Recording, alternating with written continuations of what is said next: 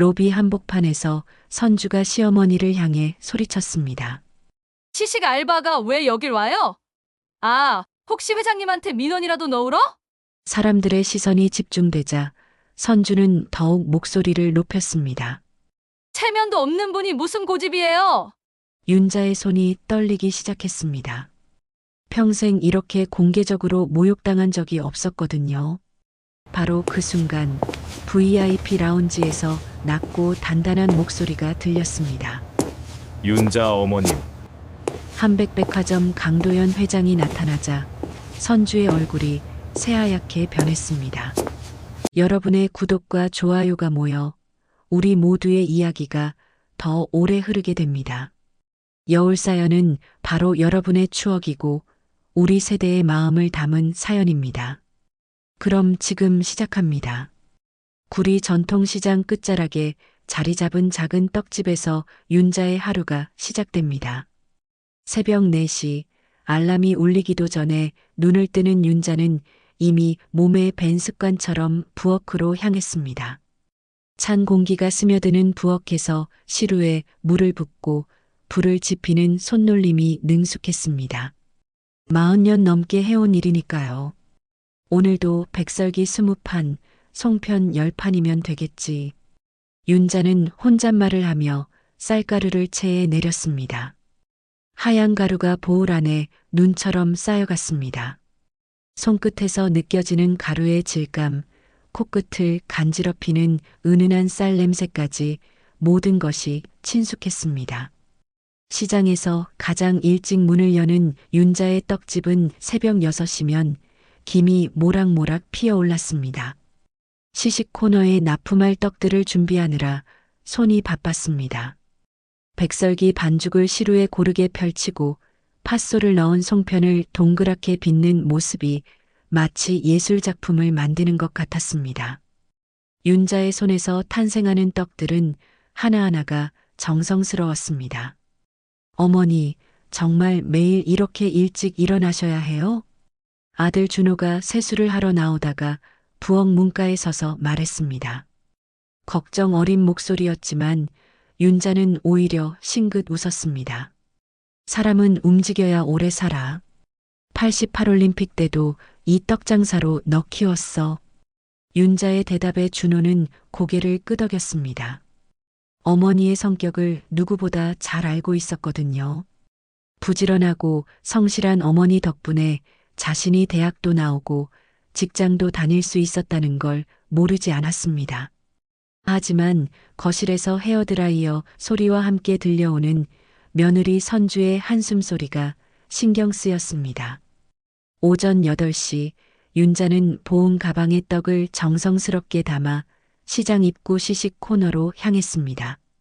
이른 아침 장 보러 나온 주부들이 하나둘 떡을 맛보며 고개를 끄덕였습니다. 윤자의 떡은 소문이 나 있었거든요. 윤자 씨 떡은 진짜 다르네요. 쫄깃하면서도 부드러워. 감사합니다. 쌀도 좋은 걸로만 골라 쓰거든요. 첨가물도 안 넣고요. 윤자는 정중하게 인사하며 떡을 권했습니다. 손님들이 맛있다고 할 때마다 가슴이 뿌듯했습니다. 정직하게 만든 떡이 사람들에게 인정받는다는 게 무엇보다 보람찼거든요. 시식 코너 일을 마친 후에는 대형마트로 이동했습니다. 오후 2시부터 6시까지 시식 아르바이트가 기다리고 있었거든요.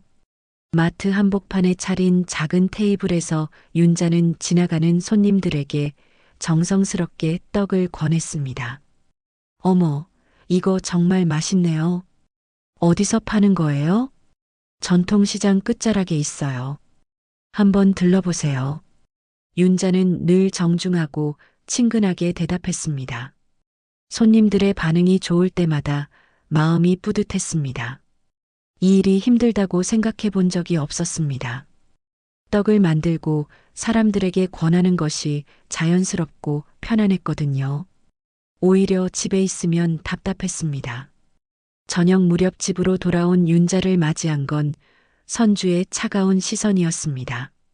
선주는 소파에 앉아 스마트폰을 들여다보며 입을 삐죽 내밀었습니다. 화면에는 친구들의 화려한 일상이 펼쳐져 있었습니다. 강남 아파트, 해외여행, 명품 가방들이 줄줄이 올라오는 피드를 보며 선주의 마음은 더욱 초조해졌습니다. 어머니, 이제 그만 쉬세요. 나이도 있으시고. 윤자가 웃으며 대답했습니다. 아직 팔팔해. 일하는 게 좋아. 그러자 선주는 눈을 굴렸습니다. 요즘 누가 그런 구시기를 해요. 민폐만 끼치고. 선주의 속마음은 복잡했습니다. 시어머니가 시장에서 떡을 팔고 마트에서 시식 아르바이트를 하는 모습이 체면 구기는 일이라고 생각했거든요. 친구들 앞에서 말하기도 민망했습니다. 특히 아이 엄마들 모임에서 직업 이야기가 나올 때마다 얼굴이 화끈거렸습니다. 선주의 머릿속에는 늘 같은 생각이 맴돌았습니다. 아이 영어 유치원 보내기, 강남으로 이사 가기.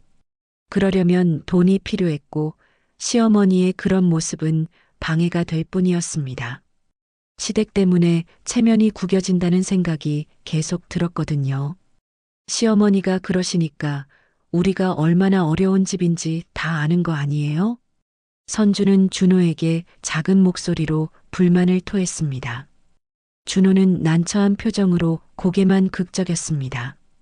윤자는 선주의 말에 별다른 반응을 보이지 않았습니다. 다만 조용히 부엌으로 들어가 저녁 준비를 시작했습니다. 물을 썰고 된장국을 끓이는 손놀림이 여전히 능숙했습니다. 칼질 소리, 끓는 물소리, 기름 지글거리는 소리가 부엌을 채웠습니다. 준호는 그런 어머니와 아내 사이에서 어정쩡하게 서 있을 뿐이었습니다. 어머니의 마음도 아내의 마음도 이해가 되어서 더욱 답답했습니다.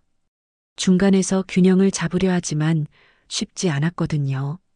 선주의 세상은 숫자와 체면으로 돌아갔습니다. 아파트 평수, 학원비, 브랜드, 지역. 모든 것이 비교 대상이었고 경쟁의 영역이었습니다. 친구들과의 만남에서도 늘 남편 직장, 아이 학원, 사는 동네 이야기가 빠지지 않았습니다. 반면 윤자의 하루는 떡을 찌는 김과 손님들의 미소, 정직한 노동의 보람으로 채워졌습니다. 손님이 맛있다고 할 때, 단골이 다시 찾아올 때, 그런 순간들이 윤자에게는 가장 큰 기쁨이었습니다. 두 여인의 가치관은 평행선을 그었고 그 사이의 거리는 점점 멀어져 갔습니다. 작은 집안에서 서로 다른 꿈을 꾸는 두 사람, 그 사이에 끼인 준호까지 평온해 보이는 일상 속에 균열이 서서히 벌어지고 있었습니다. 명절을 일주일 앞둔 어느 날 아침, 선주는 평소보다 일찍 일어나 거실 서랍을 뒤지고 있었습니다. 윤자가 새벽 떡 준비를 하러 부엌에 간 사이 선주는 조심스럽게 서류들을 살펴보았습니다. 시어머니의 도장이 들어있는 작은 나무 상자를 발견했을 때 선주의 눈이 번뜩였습니다. 이걸로 하면 될 거야. 선주는 작은 목소리로 혼잣말을 하며 도장을 손에 쥐었습니다. 며칠 전부터 마음속에 품어온 계획이 있었거든요. 시어머니 명의로 되어 있는 시골 땅 문서들을 정리해서 팔고 그 돈으로 전세를 빼서 강남으로 이사 가는 것이었습니다. 친구들과의 모임에서 더 이상 주눅 들지 않고 당당하게 지낼 수 있을 거라는 생각에 가슴이 뛰었습니다. 선주는 가방에 도장을 넣고 조용히 집을 나섰습니다. 공인중개사 사무소에서 미리 준비해둔 위임장 서류들이 기다리고 있었거든요. 시어머니 모르게 진행할 계획이었습니다. 어차피 쓰지도 않는 시골 땅이니까 팔아서 가족 모두에게 도움이 되는 일이라고 스스로를 합리화했습니다. 어머님께서 직접 오셔야 하는 건 아닌가요? 공인중개사가 조심스럽게 물었을 때 선주는 당당하게 대답했습니다. 어머니가 연세도 있으시고 몸이 불편하셔서 저한테 다 맡기셨어요. 위임장도 있고요. 선주는 미리 연습해둔 말을 자연스럽게 했습니다.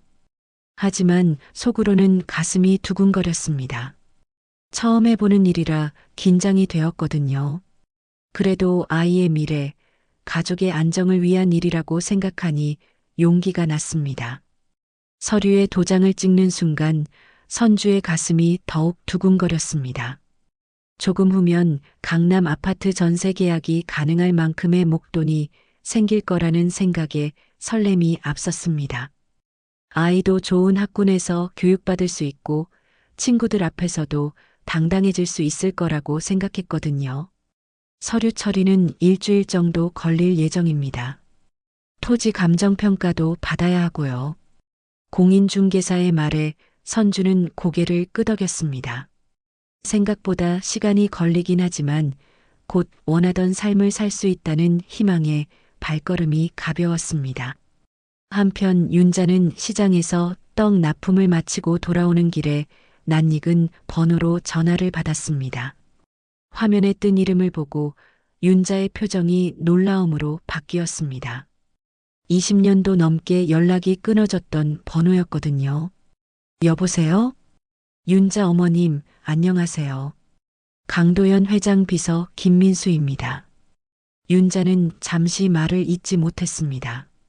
강도연이라는 이름을 들은 게 얼마만인지 모르겠더군요. 청계천 포장마차에서 떡국을 팔던 시절이 주마등처럼 스쳐 지나갔습니다.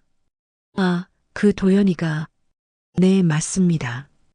회장님께서 한백백화점 창립 40주년 조촐한 감사 모임에 꼭 와주셨으면 한다고 하십니다.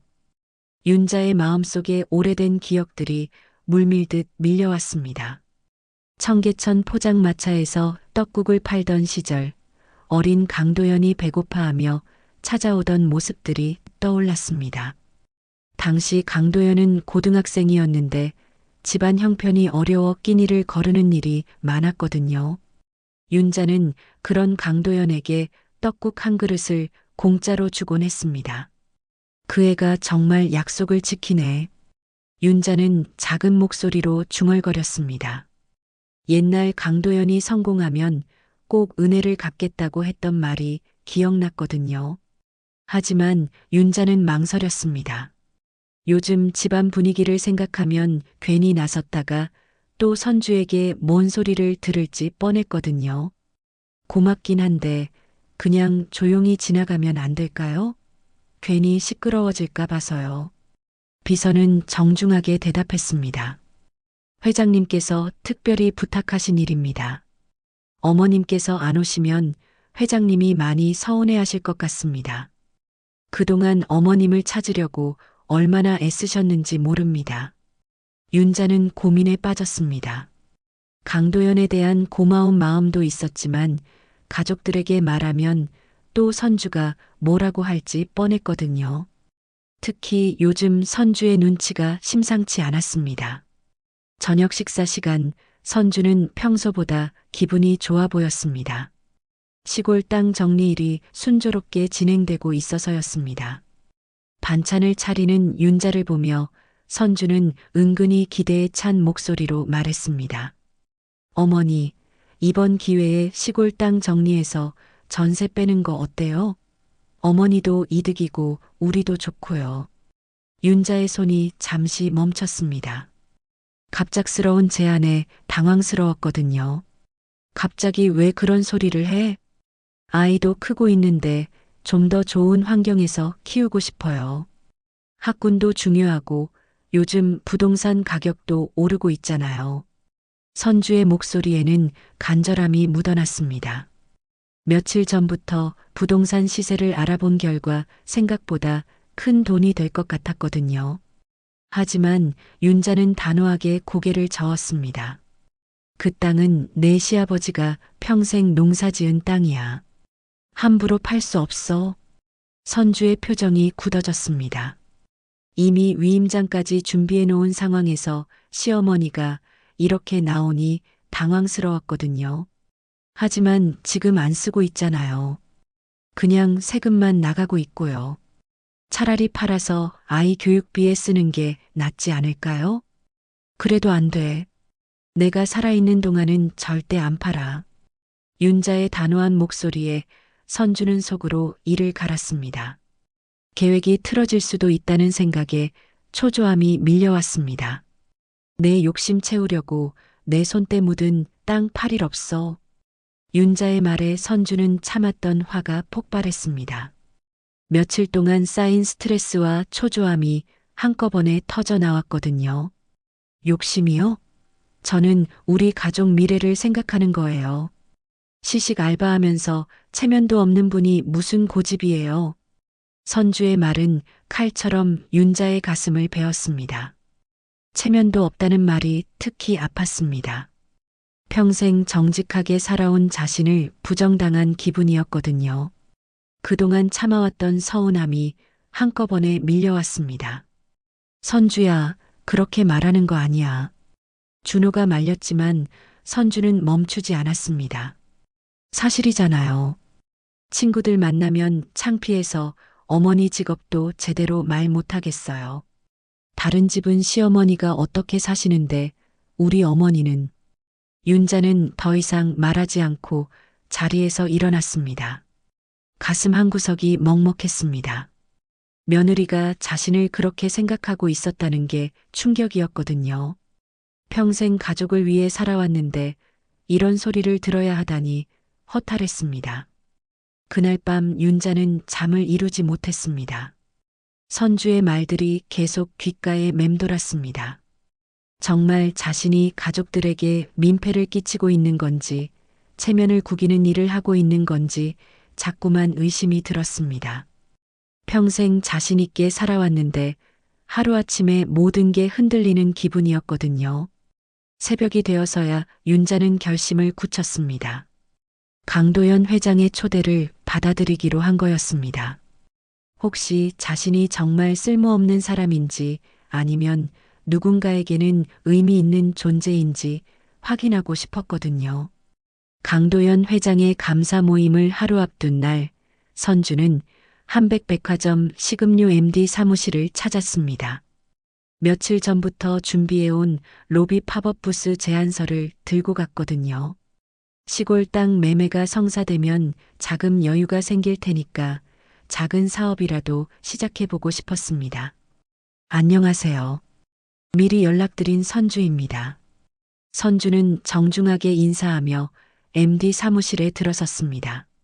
한백백화점의 화려한 인테리어와 분주한 직원들의 모습이 눈에 들어왔습니다. 언젠가는 자신도 이런 곳에서 당당하게 사업을 하고 싶다는 꿈이 더욱 간절해졌습니다. 네, 반갑습니다. 제안서 미리 검토해 봤는데 괜찮더군요.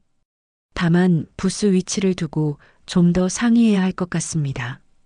MD가 친절하게 대답하며 백화점 평면도를 펼쳤습니다.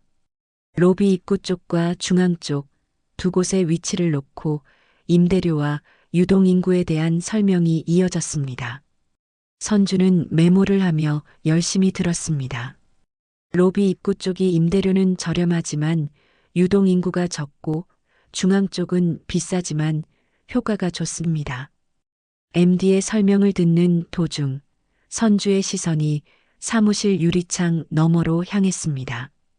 로비 맞은편에서 낯익은 실루엣이 보였거든요. 검소한 코트를 입은 윤자가 천천히 걸어가고 있었습니다. 저분이 설마. 선주는 눈을 비비며 다시 확인했습니다. 분명히 시어머니 윤자였습니다. 그런데 윤자가 향하는 곳이 이상했습니다. 일반 쇼핑몰이 아니라 VIP 라운지 쪽이었거든요. 선주는 MD의 설명을 제대로 듣지 못하고 계속 윤자의 움직임을 관찰했습니다. 안내 직원이 윤자에게 다가가더니 깊숙이 허리를 숙였습니다. 그리고는 공손한 태도로 윤자를 VIP 라운지로 안내하기 시작했습니다. 저런 촌스러운 차림에 VIP라고? 설마. 선주의 머릿속이 복잡해졌습니다. 시어머니가 VIP 라운지에 가다니 말이 안 되었거든요. 시식 알바를 하는 사람이 한백백화점의 VIP일 리가 없다고 생각했습니다. 분명히 뭔가 오해가 있을 거라고 판단했습니다. 죄송한데 잠깐만요. 선주는 MD에게 양해를 구하고 급히 자리에서 일어났습니다. 직접 확인해 봐야겠다는 생각이 들었거든요. 혹시 시어머니가 무슨 민원이라도 넣으러 온 건 아닌지 걱정이 되었습니다. 로비로 내려간 선주는 VIP 라운지 입구 근처에서 기다렸습니다. 윤자가 나오면 바로 알아차릴 수 있는 위치였거든요. 하지만 시간이 지나도 윤자는 나오지 않았습니다. 오히려 직원들이 더욱 분주하게 움직이는 모습이 보였습니다. 선주는 불안함을 떨쳐버리려 했습니다. 분명히 뭔가 착각이거나 우연의 일치일 거라고 생각했습니다. 시어머니가 한백백화점과 무슨 특별한 관계가 있을 리 없다고 확신했거든요. MD 사무실로 돌아간 선주는 억지로 미소를 지으며 말했습니다. 죄송합니다. 급한 전화가 와서요. 괜찮습니다. 그럼 부스 위치는 어떻게 하시겠어요? MD가 다시 평면도를 가리키며 물었습니다. 하지만 선주의 마음은 이미 딴 곳에 가 있었습니다. 윤자의 정체가 궁금해서 견딜 수 없었거든요. 혹시 아까 VIP 라운지로 들어간 분 보셨나요? 검소한 코트 입으신 선주가 조심스럽게 물어보자 MD가 고개를 끄덕였습니다. 아, 강도연 회장님 관련 손님이신 것 같던데요. 직원들이 꽤 정중하게 모시더라고요.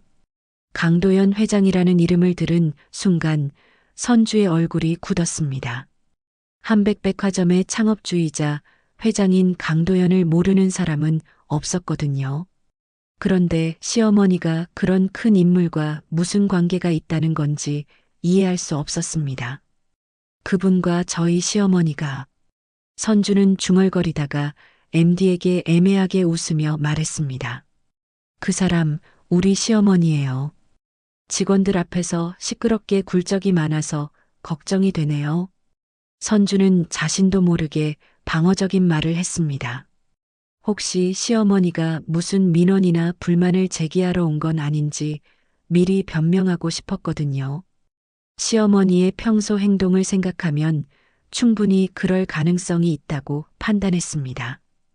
MD는 의외라는 표정을 지었습니다. 어머니시라고요? 그런데 직원들 반응을 보니까 꽤 중요한 분인 것 같던데요. 선주는 더욱 당황했습니다. 시어머니가 중요한 분이라니 말이 안 되었거든요. 시식 알바를 하며 떡을 파는 평범한 노인일 뿐인데 무슨 중요한 분이겠습니까? 아마 오해가 있으실 거예요. 저희 어머니는 그냥 평범한 분이거든요. 선주는 어색하게 웃으며 말을 얼버무렸습니다. 하지만 마음속으로는 불길한 예감이 들기 시작했습니다. 뭔가 자신이 모르는 일이 벌어지고 있는 것 같았거든요. 한편 VIP 라운지에서는 윤자와 강도연 회장의 재회가 이루어지고 있었습니다. 20년 만에 만난 두 사람은 서로의 변한 모습에 감회가 새로웠습니다. 어머님, 정말 오랜만입니다. 그동안 건강하셨어요? 도연아, 이렇게 큰 사람이 되었구나. 회장님이라니 믿기지 않는다. 윤자는 강도연을 보며 감격해했습니다. 청계천 포장마차에서 떡국을 먹던 어린 소년이 이렇게 성공한 사업가가 되었다니 신기하기만 했습니다. 어머님 덕분입니다. 그때 어머님이 주신 떡국 한 그릇이 제 인생을 바꿨어요. 강도연의 진심 어린 말에 윤자는 고개를 저었습니다. 그런 게 뭐가 특별해? 배고픈 사람 밥 주는 건 당연한 일이지. 어머님께는 당연한 일이셨겠지만 저에게는 세상에서 가장 따뜻한 기억입니다. 두 사람의 대화는 계속 이어졌습니다. 옛날 이야기부터 근황까지 나눌 이야기가 많았거든요. 강도연은 그동안 윤자를 찾으려고 얼마나 애썼는지 이야기했고, 윤자는 자신의 소소한 일상을 들려주었습니다. 그런데 강도연 회장의 비서가 다가와 귓속말을 했습니다. 회장님, 내일 행사 때 가족분들도 함께 오시라고 말씀드리라고 하셨는데요. 강도연이 고개를 끄덕이며 윤자에게 말했습니다. 어머님, 내일은 꼭 가족분들과 함께 오세요. 그분들께도 인사드리고 싶습니다. 윤자는 잠시 망설였습니다. 집안 분위기를 생각하면 가족들과 함께 오기가 쉽지 않을 것 같았거든요. 가족 일로 시끄러워질까 봐서. 난 그냥 조용히 다녀가고 싶어요. 윤자의 말에서 어떤 어려움이 느껴진 강도연은 더 이상 강요하지 않았습니다. 하지만 마음속으로는 윤자가 어떤 상황인지 짐작이 갔습니다. 가족들이 어머니의 진가를 제대로 모르고 있는 것 같았거든요. 강도연 회장의 감사 모임이 열리는 당일 윤자는 평소보다 일찍 일어나 옷차림을 정돈했습니다. 오래된 검은색 코트를 꺼내 입고 거울 앞에 서니 마음이 무거웠습니다. 가족들에게는 시장 일이 있다고만 말해뒀거든요. 괜한 소동을 피하고 싶었습니다. 어머니, 오늘 일찍 나가시네요. 준호가 세수를 하러 나오며 말했습니다. 윤자는 자연스럽게 대답했습니다. 응, 오늘 납품할 게 좀 많아서. 거짓말이 아픈 마음에 걸렸지만 어쩔 수 없었습니다. 선주가 어떤 반응을 보일지 뻔했거든요. 한편 선주는 어젯밤부터 계속 신경이 쓰였습니다. 시어머니가 한백백화점 VIP 라운지에 들어가는 모습이 자꾸 떠올랐거든요.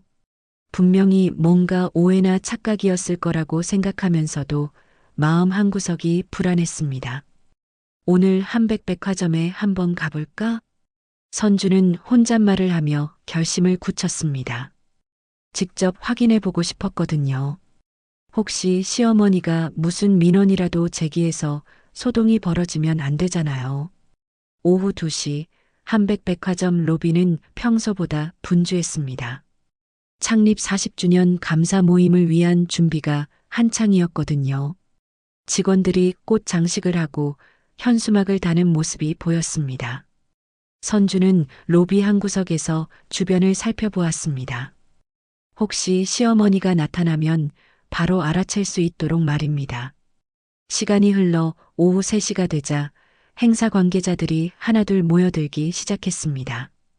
그때 선주의 눈에 익숙한 모습이 들어왔습니다. 윤자가 로비 입구로 들어오고 있었거든요. 검은 코트를 입은 윤자의 모습은 소박했지만 어딘지 모르게 당당해 보였습니다. 역시 여기 왔구나. 선주는 작은 목소리로 중얼거리며 윤자에게 다가갔습니다. 시어머니가 무슨 일로 왔는지 확인하고 싶었거든요. 혹시 괜한 민원을 제기해서 창피를 당하는 일은 막아야 했습니다. 어머니, 여기서 뭐 하세요? 선주가 윤자의 팔을 잡으며 말했습니다. 윤자는 놀란 표정으로 선주를 바라봤습니다. 선주야, 너는 여기 왜 왔어? 부스 임대 상담 받으러 왔다가 어머니를 봤어요. 근데 어머니는 왜 여기 계세요? 선주의 목소리에는 경계심이 묻어났습니다. 윤자는 잠시 망설이다가 조심스럽게 대답했습니다.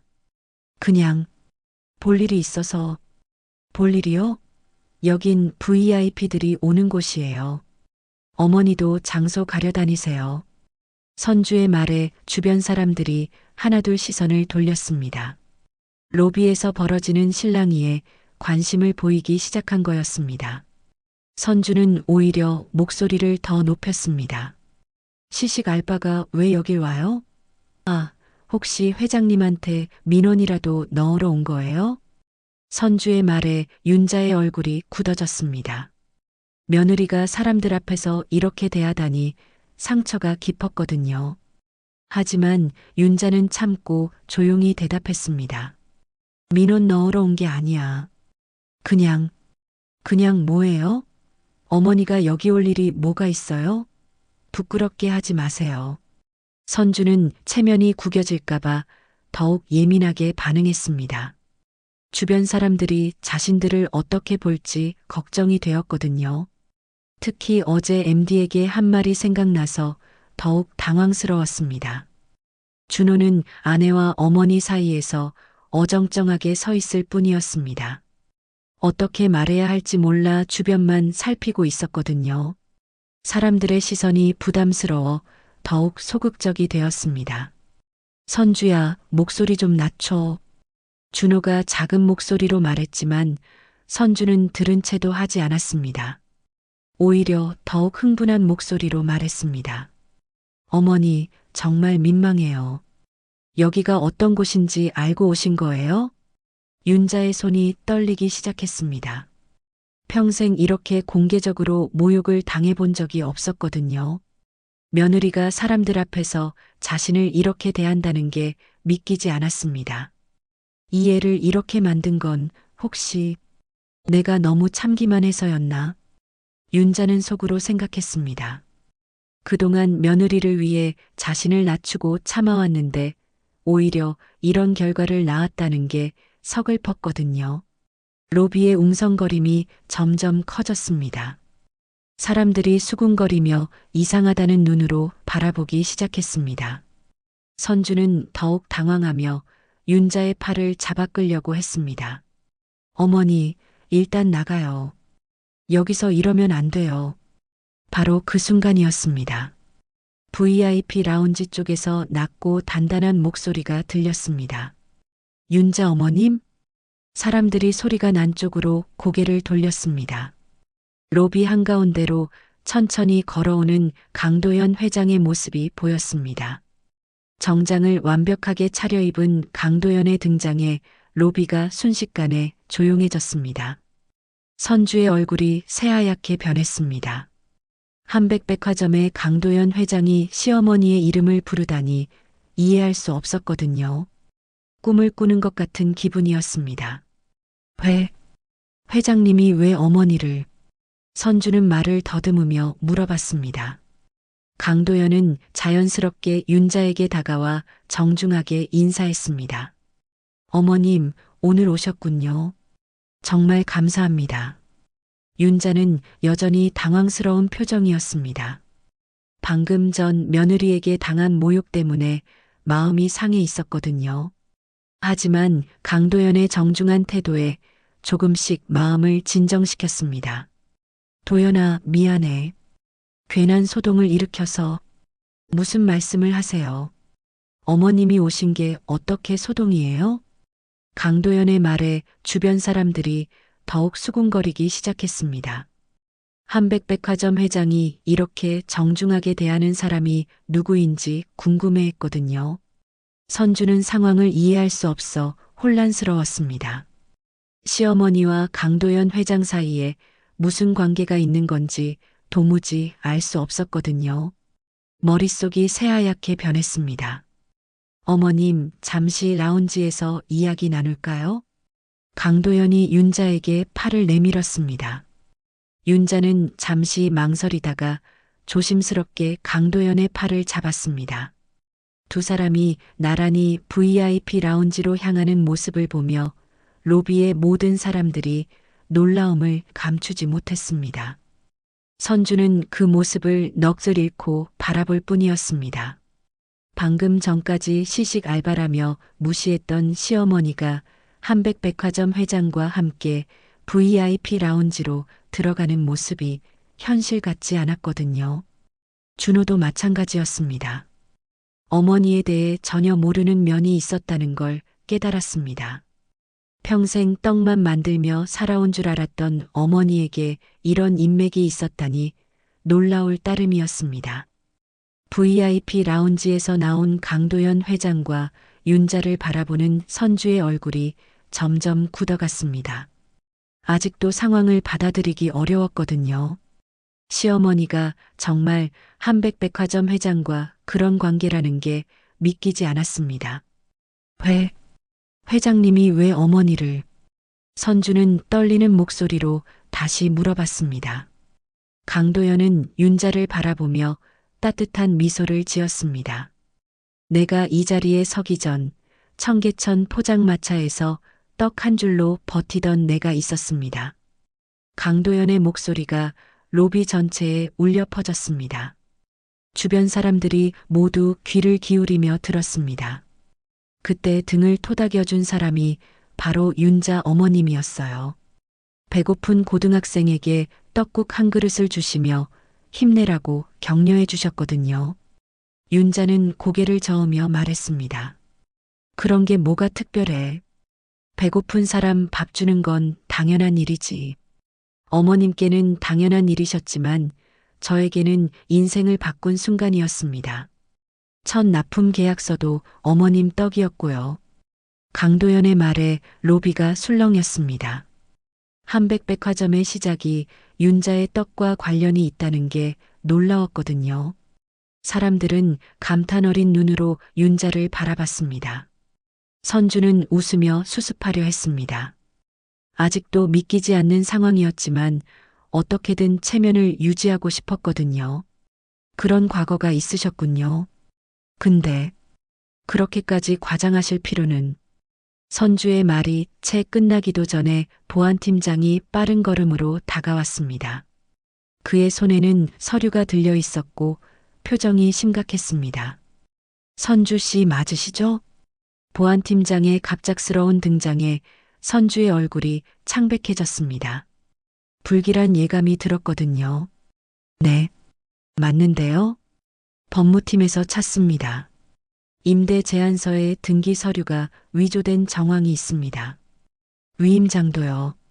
보안팀장의 말에 선주는 순간 숨이 막혔습니다. 며칠 전 시어머니 도장을 몰래 사용한 일이 발각된 것 같았거든요. 다리에 힘이 빠져 휘청거렸습니다. 위조라니요? 저는 그런 적 없는데요. 선주는 황급히 변명했지만 목소리가 떨리고 있었습니다. 준호가 창백한 얼굴로 아내를 바라봤습니다. 선주야, 그건 설마 어머니 도장. 준호의 말에 선주는 비명을 삼켰습니다. 남편까지 의심하는 눈으로 바라보니 더 이상 숨길 수 없을 것 같았거든요. 저는 정말. 선주는 말을 더듬으며 주변을 둘러봤습니다. 모든 시선이 자신에게 꽂혀 있었습니다.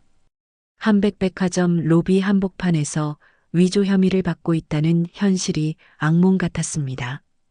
윤자는 그제야 상황을 이해했습니다. 며느리가 자신의 도장을 몰래 사용해서 뭔가를 꾸민 것 같았거든요. 며칠 전 땅을 팔자고 했던 말이 떠올랐습니다. 선주야, 설마 내 도장을. 윤자의 조용한 목소리에 선주는 더 이상 버틸 수 없었습니다. 눈물이 주르륵 흘러내렸습니다. 죄송해요. 정말 죄송해요. 선주의 고백에 주변 사람들이 웅성거리기 시작했습니다.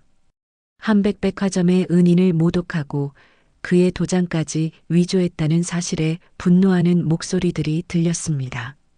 저런 며느리가 어디 있어? 은인을 그렇게 대하다니. 도장까지 위조하다니 정말 뻔뻔하네. 사람들의 비난이 쏟아지자 선주는 더욱 작아졌습니다. 얼굴을 들 수 없을 정도로 부끄러웠거든요. 강남 이사의 꿈은 한순간에 무너져 내렸습니다. 강도연은 상황을 파악하고 조용히 말했습니다. 법적인 문제는 법무팀에서 처리하겠습니다. 하지만 어머님의 뜻도 중요하니까 충분히 상의해서 진행하겠습니다. 윤자는 고개를 끄덕였습니다. 며느리가 잘못했지만 그래도 가족이었거든요. 너무 큰 벌을 받는 건 원하지 않았습니다.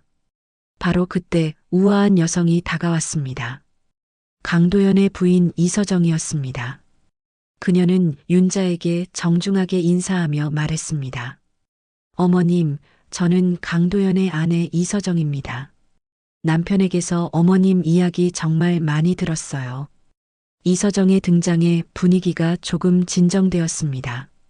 그녀는 선주를 바라보며 조용히 말했습니다.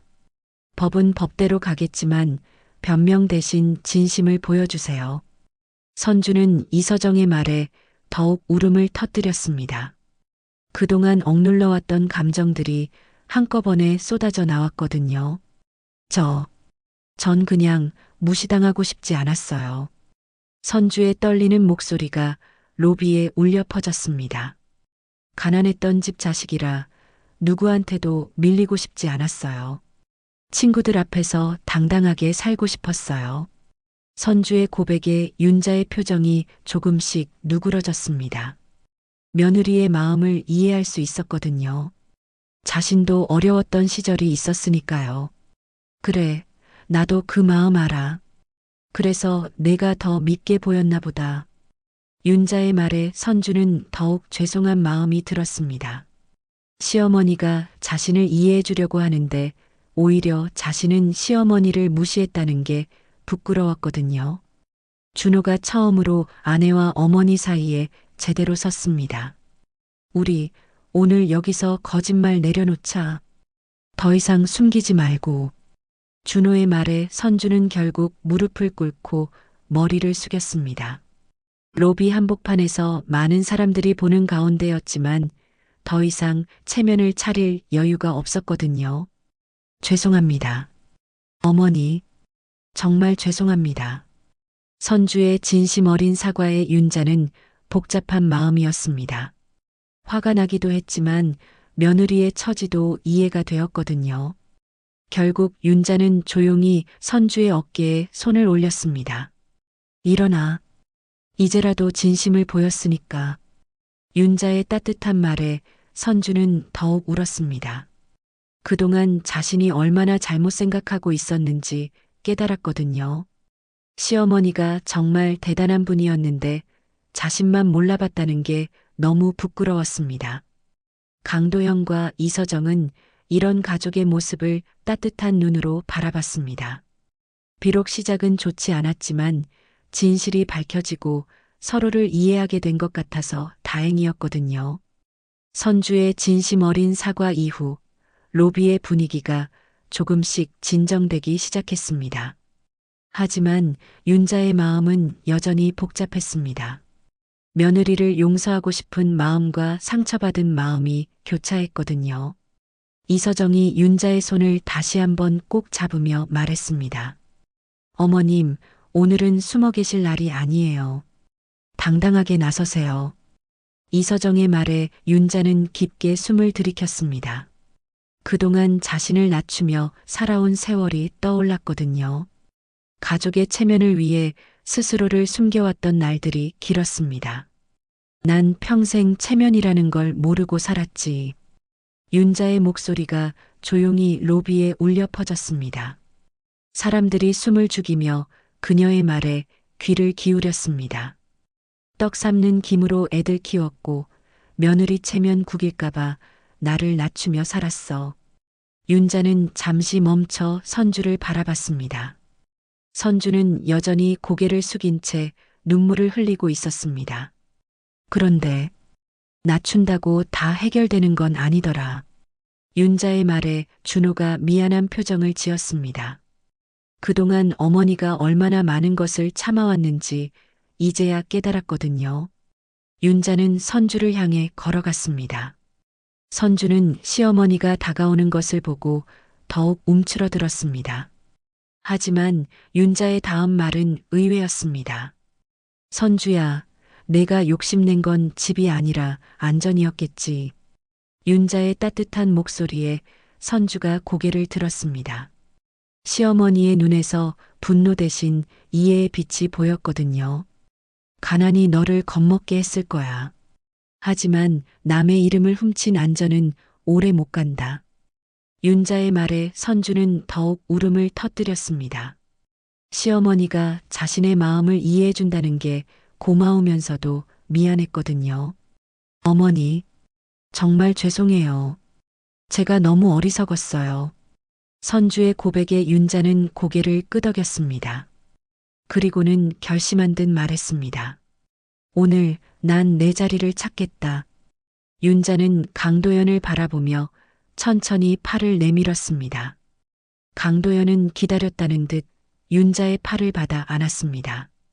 두 사람이 함께 로비 중앙으로 걸어나가는 모습에 사람들의 시선이 집중되었습니다. 한 걸음 한 걸음 걸어갈 때마다 윤자의 어깨가 펴졌습니다. 그동안 구부정하게 살아왔던 자신을 세우는 기분이었거든요. 로비 중앙에 선 윤자는 평생 처음으로 이렇게 많은 사람들 앞에 당당히 서 있었습니다. 강도연이 마이크를 들고 말하기 시작했습니다. 여러분, 오늘 이 자리에 계신 분들께 특별한 분을 소개하고 싶습니다. 로비의 모든 사람들이 조용해졌습니다. 강도연의 목소리가 더욱 또렷하게 들렸습니다. 한백백화점이 오늘 있기까지 가장 큰 은인이신 윤자 어머님입니다. 박수가 터져 나왔습니다. 윤자는 당황스러운 표정으로 주변을 둘러봤습니다. 이렇게 많은 사람들이 자신을 위해 박수를 치는 게 처음이었거든요. 20년 전 청계천 포장마차에서 배고픈 학생에게 떡국 한 그릇을 주신 분입니다. 그 따뜻한 마음이 오늘의 한백백화점을 만들었습니다. 강도연의 소개에 사람들이 감탄했습니다. 평범해 보이는 노부인이 이런 큰 사업의 시작점이었다니 놀라웠거든요. 선주는 뒤쪽에서 이 모든 상황을 넋을 잃고 바라보고 있었습니다. 자신이 그토록 무시했던 시어머니가 이렇게 대단한 분이었다는 게 믿기지 않았거든요. 제가 정말 바보였구나. 선주는 작은 목소리로 혼잣말을 했습니다. 그동안 자신이 얼마나 잘못 생각하고 있었는지 깨달았거든요. 이서정이 선주에게 다가와 조용히 말했습니다. 이제라도 깨달으신 거면 다행이에요. 어머님은 정말 훌륭한 분이세요. 선주는 고개를 끄덕였습니다. 이서정의 말이 가슴에 와닿았거든요. 강도연의 소개가 계속되었습니다. 어머님의 떡은 단순한 음식이 아니었습니다. 정성과 사랑이 담긴 따뜻한 마음이었죠. 그 마음이 저를 지금까지 이끌어왔습니다. 윤자는 강도연의 말을 들으며 눈시울이 붉어졌습니다. 자신이 한 작은 일들이 이렇게 큰 의미가 있었다는 걸 처음 알았거든요. 그래서 오늘 어머님께 감사의 마음을 전하고 싶습니다. 강도연이 윤자를 향해 깊숙이 고개를 숙였습니다. 한백백화점의 회장이 고개를 숙이는 모습에 로비의 모든 사람들이 감동했습니다. 윤자는 당황하며 강도연을 일으켜 세웠습니다. 도연아, 그러지 마. 당연한 일 했을 뿐이야. 어머님께는 당연한 일이셨겠지만 저에게는 인생을 바꾼 순간이었습니다. 두 사람의 대화를 들으며 사람들이 또다시 박수를 쳤습니다. 진정한 은혜와 감사의 모습이 감동적이었거든요. 선주는 뒤에서 이 모든 상황을 보며 깊이 반성했습니다. 자신이 체면이라고 생각했던 것들이 얼마나 하찮았는지 깨달았거든요. 진짜 체면은 이런 것이었습니다. 사람들에게 인정받고 존경받는 것 말입니다. 준호도 어머니를 새로운 눈으로 바라봤습니다. 평생 함께 살았지만 어머니의 진짜 모습을 몰랐다는 게 부끄러웠거든요. 이서정이 윤자에게 다가와 말했습니다. 어머님, 앞으로도 저희와 함께 해주세요. 어머님 같은 분이 계셔야 저희도 올바른 길을 갈 수 있어요. 윤자는 이서정의 말에 고개를 끄덕였습니다. 이제는 숨지 않고 당당하게 살아가야겠다는 생각이 들었거든요. 강도연이 마지막으로 말했습니다. 어머님, 오늘부터 한백백화점의 명예 고문으로 모시고 싶습니다. 받아주시겠어요? 윤자는 잠시 망설이다가 대답했습니다. 고마워, 도연아. 하지만 난 그냥 떡 만드는 사람으로 살고 싶어. 대신 가끔 조언이 필요하면 언제든 찾아와. 윤자의 겸손한 대답에 사람들이 더욱 감동했습니다. 권위를 내세우지 않으면서도 당당한 모습이 진정한 품격이었거든요. 박수가 다시 한번 터져 나왔습니다. 이번에는 더욱 뜨거운 박수였습니다. 윤자는 그 박수를 받으며 평생 처음으로 자신이 소중한 존재라는 걸 느꼈습니다. 로비에 울려 퍼지는 박수 소리가 점점 커지는 가운데 샹들리에 아래서 강도연의 목소리가 더욱 힘차게 울렸습니다. 한백백화점 창립 40주년의 진정한 은인, 윤자 어머님입니다. 플래시가 터지며 기자들이 사진을 찍기 시작했습니다. 이 순간이 한백백화점 역사에 기록될 중요한 장면이라는 걸 모두가 알고 있었거든요. 윤자는 처음 경험하는 스포트라이트에 당황스러웠지만 더 이상 몸을 움츠리지 않았습니다. 선주는 사람들 뒤로 물러서며 상황을 지켜봤습니다. 자신이 그토록 무시했던 시어머니가 이렇게 많은 사람들의 존경을 받는 모습을 보니 가슴이 먹먹했습니다. 저 며느리 시어머니 망신 주던 사람이라더라. 아까 시식 알바라고 무시하던데. 정말 뻔뻔하더라. 주변에 서 있던 고객들이 손가락질하며 속삭였습니다. 선주의 얼굴이 화끈거렸습니다. 자신의 잘못된 행동이 이렇게 많은 사람들에게 목격당했다는 게 부끄러웠거든요. 이서정이 선주에게 천천히 다가왔습니다. 그녀의 표정은 따뜻했지만 단호함도 있었습니다. 법은 법대로 가겠지만 변명 대신 진심을 보여주세요. 이서정의 말에 선주의 입술이 파르르 떨렸습니다. 그동안 억눌러왔던 감정들이 한꺼번에 밀려왔거든요. 전 그냥 무시당하고 싶지 않았어요. 선주의 떨리는 목소리가 로비에 퍼졌습니다. 주변의 웅성거림이 잠시 멈췄습니다. 가난했던 집 자식이라 누구한테도 밀리고 싶지 않았어요. 친구들 만날 때마다 주눅이 들어서 선주는 더 이상 참을 수 없어 울음을 터뜨렸습니다. 그동안 숨겨왔던 열등감과 두려움이 한꺼번에 쏟아져 나왔거든요. 다른 집 시어머니들은 교수니 의사니 하시는데 우리 어머니는 저는 그게 너무 창피했어요. 선주의 고백을 들으며 윤자가 고개를 끄덕였습니다. 며느리의 마음을 이해할 수 있었거든요. 자신도 어려웠던 시절이 있었으니까요. 그래, 나도 그 마음 알아. 그래서 내가 더 밉게 보였나 보다. 윤자의 말에 선주는 더욱 죄송한 마음이 들었습니다. 시어머니가 자신을 이해해 주는데 오히려 자신은 시어머니를 무시했다는 게 너무 부끄러웠거든요. 준호가 처음으로 아내와 어머니 사이에 제대로 섰습니다. 그동안 중간에서 눈치만 보던 자신이 한심했습니다. 우리 오늘 여기서 거짓말 내려놓자. 서로의 체면을 지켜준다는 새로운 규칙으로 살아가자. 준호의 말에 선주는 결국 무릎을 꿇고 머리를 숙였습니다. 로비 한복판에서 많은 사람들이 보는 가운데였지만 더 이상 가짜 체면을 차릴 수 없었거든요. 죄송합니다. 어머니, 정말 죄송합니다. 선주의 진심 어린 사과가 샹들리에 아래 울려 퍼졌습니다. 그 순간 로비의 분위기가 완전히 바뀌었습니다. 비난의 시선이 이해와 동정의 시선으로 변했거든요. 윤자는 천천히 선주에게 다가가 그녀의 어깨에 손을 올렸습니다. 일어나 선주야. 이제라도 진심을 보였으니까. 윤자의 따뜻한 손길에 선주는 고개를 들었습니다. 시어머니의 눈에서 분노 대신 용서의 빛이 보였거든요. 강도연이 이 장면을 지켜보며 감동했습니다. 윤자의 따뜻한 마음이 가족까지 변화시키는 모습이 아름다웠거든요. 어머님, 정말 대단하세요. 이런 상황에서도 용서하시다니. 강도연의 말에 윤자는 고개를 저었습니다.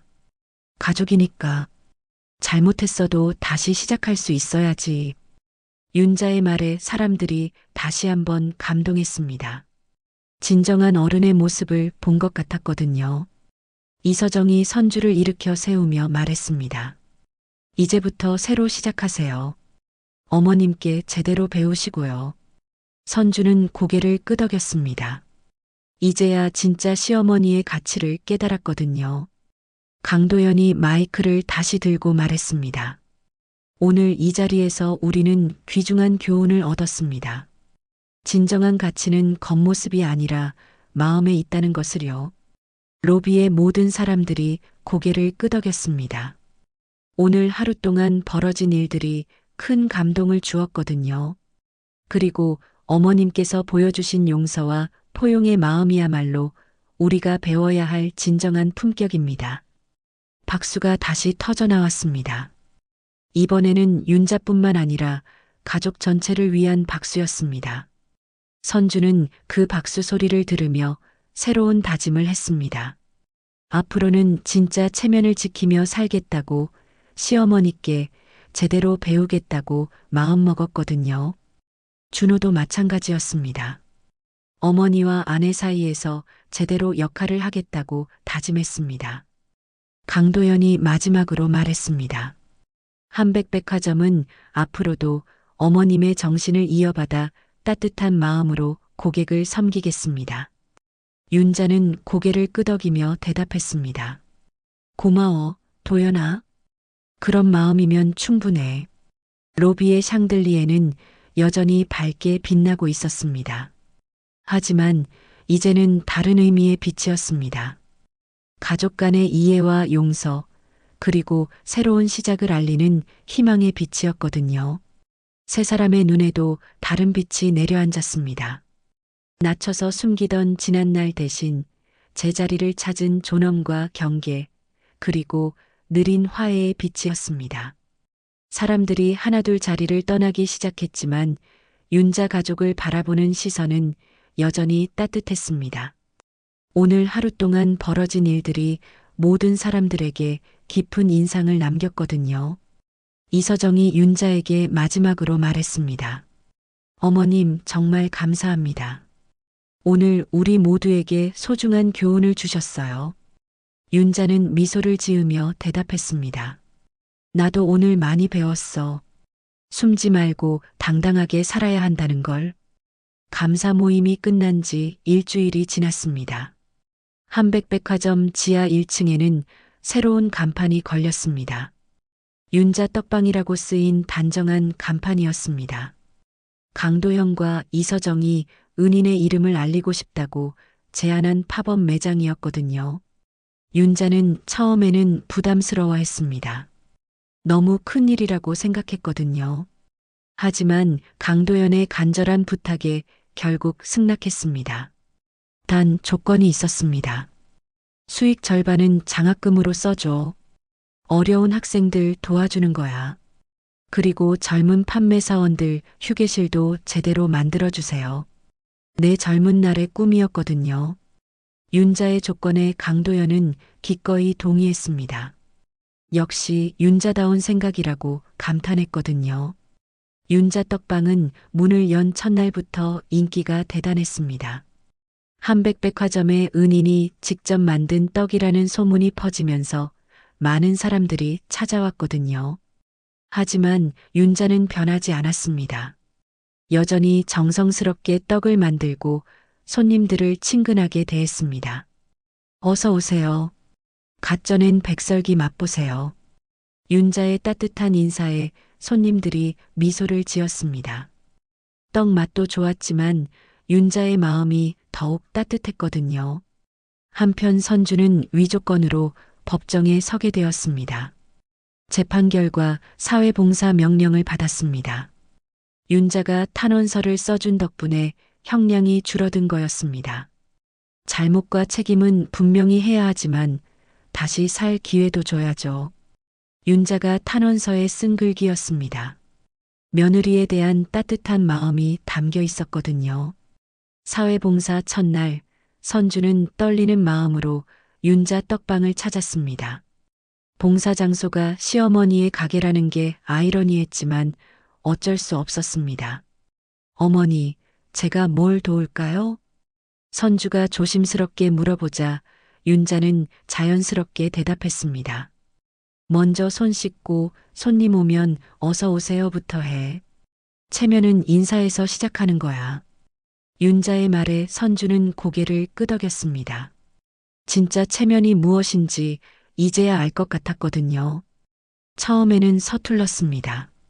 시루를 닦는 것도 떡을 정리하는 것도 익숙하지 않았거든요. 하지만 윤자는 참을성 있게 가르쳐 주었습니다. 천천히 해. 급하게 하면 오히려 일이 꼬여. 손님한테는 항상 웃는 얼굴로 대해야 해. 그게 우리가 줄 수 있는 가장 큰 선물이야. 윤자의 가르침을 받으며 선주는 조금씩 변해갔습니다. 일하는 재미를 알게 되었고 손님들과 대화하는 즐거움도 느꼈습니다. 이렇게 일하는 게 이렇게 뿌듯한 줄 몰랐어요. 선주의 말에 윤자는 미소를 지었습니다. 일은 돈벌이가 아니라 사람 사는 거야. 그걸 알면 어떤 일이든 보람이 있어. 준호도 자주 가게에 들렀습니다. 퇴근 후에 와서 어머니와 아내를 도왔거든요. 가족이 함께 일하는 모습이 정겹기만 했습니다. 우리 집 오늘부터 규칙 하나 더 생겼다. 준호가 말했습니다. 서로의 체면을 지켜준다. 진짜 체면 말이야. 준호의 말에 윤자와 선주가 웃었습니다. 가족 간의 새로운 약속이었거든요. 어느 날 저녁 가게 문을 닫고 정리를 하는데 강도현과 이서정이 찾아왔습니다. 어머님, 장학금 전달식에 함께 가시지 않을래요? 강도현의 제안에 윤자는 고개를 저었습니다. 너희들이 하는 거지. 내가 나설 일은 아니야. 하지만 어머님의 뜻으로 만들어진 장학금인데요. 이서정이 말하자 윤자는 잠시 생각했습니다. 그럼 조건이 있어. 화려한 행사는 하지 말고 조용히 전달해줘. 학생들이 부담스러워하지 않게. 윤자의 배려에 강도현과 이서정이 감동했습니다. 역시 윤자다운 생각이었거든요. 며칠 후 장학금 전달식이 조용히 열렸습니다. 어려운 환경의 학생들 10명이 장학금을 받았습니다. 윤자는 학생들 한 명 한 명과 악수하며 격려했습니다. 공부 열심히 해서 좋은 사람 되거라. 어려워도 포기하지 마. 도움 필요하면 언제든 말해. 윤자의 따뜻한 말에 학생들이 눈물을 글썽였습니다. 진심 어린 격려가 가슴에 와닿았거든요. 그중 한 학생이 윤자에게 편지를 건넸습니다. 할머니, 정말 감사해요. 이 돈으로 계속 공부할 수 있게 되었어요. 편지를 읽는 윤자의 눈에도 눈물이 맺혔습니다. 자신의 작은 마음이 이렇게 큰 도움이 된다는 게 뿌듯했거든요. 집으로 돌아오는 길에 선주가 말했습니다. 어머니, 정말 존경해요. 저도 어머니처럼 살고 싶어요. 윤자는 선주의 손을 꼭 잡았습니다. 우리 모두 함께 배워가는 거야. 나도 아직 배울 게 많아. 그날 밤 세 가족은 함께 앉아 차를 마셨습니다. 오랜만에 진정으로 화목한 시간이었습니다. 어머니, 앞으로 어떻게 살고 싶으세요? 준호의 질문에 윤자는 잠시 생각했습니다. 그냥 지금처럼 살고 싶어. 떡 만들고 사람들과 만나고 가족과 함께하고 이보다 더 바랄 게 뭐가 있겠니? 윤자의 대답에 선주와 준호가 고개를 끄덕였습니다. 진정한 행복이 무엇인지 깨달았거든요. 몇 달이 지나자 윤자 떡방은 한백 백화점의 명물이 되었습니다. 맛있는 떡도 좋았지만 윤자의 따뜻한 마음을 느끼러 오는 사람들이 많았거든요. 선주도 사회봉사를 마치고 정식으로 가게 일을 돕기 시작했습니다. 이제는 제법 능숙하게 떡을 만들고 손님을 응대했습니다. 어서 오세요. 오늘 특별히 맛있는 송편이 나왔어요. 선주의 밝은 인사에 손님들이 웃으며 대답했습니다. 며느리분도 참 친절하시네요. 시어머니 닮았나 봐요. 손님들의 말에 선주는 뿌듯했습니다. 시어머니를 닮았다는 말이 이렇게 기쁠 줄 몰랐거든요. 로비의 샹들리에는 여전히 밝게 빛나고 있었습니다. 그 빛 아래서 윤자 가족은 새로운 삶을 살아가고 있었습니다. 숨기거나 꾸미지 않는 진짜 자신의 모습으로 말입니다. 윤자는 매일 아침 일어나며 감사했습니다. 가족이 있어서, 일할 수 있어서, 사람들과 만날 수 있어서 이 모든 것이 선물 같았거든요. 선주도 마찬가지였습니다. 진짜 체면이 무엇인지 알게 되어서 시어머니의 소중함을 깨달아서 가족의 따뜻함을 느낄 수 있어서 감사했습니다. 준호는 어머니와 아내가 화목하게 지내는 모습을 보며 행복했습니다. 가족이 함께 일하고 함께 웃는 이런 시간이 가장 소중했거든요. 세 사람의 눈에 내려앉은 빛은 이제 확고해졌습니다. 제자리를 찾은 존엄과 경계, 그리고 깊어진 화해의 빛이었습니다. 더 이상 흔들리지 않는 진짜 행복의 빛이었거든요. 오늘 사연 마음에 남으셨나요? 여울 사연은 여러분과 함께 만드는 이야기입니다. 구독과 좋아요로 마음을 전해주시면 더 많은 추억과 위로를 이어갈 힘이 됩니다. 영상을 보며 나누고 싶은 이야기나 떠오른 추억이 있으시다면 댓글로 남겨주세요. 여러분이 들려주신 소중한 이야기에 제가 정성스럽게 답글로 함께 하겠습니다. 감사합니다.